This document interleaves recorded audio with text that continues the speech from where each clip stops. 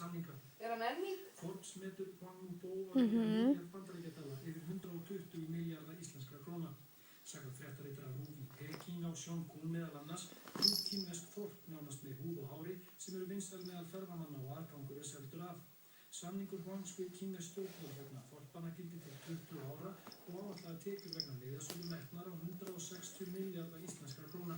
Þar með gista í þorpunum sjálfum og ferðamenn skyldu til að gista á leyfisskyldum hótelum í útjaðri þorpanna sem eru nokkur í eigu félags Hwang.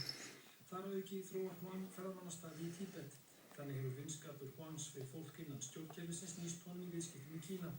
Hwang Bo stjórnarformaður félags sem heitir Frumkvöðlaklúbbur Kína, en helsta markmið félagsins að koma á samböndum og viðskiptum milli auðugra kínverskra fjárfesta og fjárfesta í vestrænum löndum.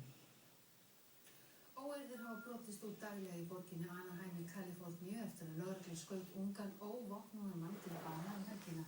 Mótmælendur saka lögregluna kynþáttahatur og krefjast þess að hart verði tekið á málinu.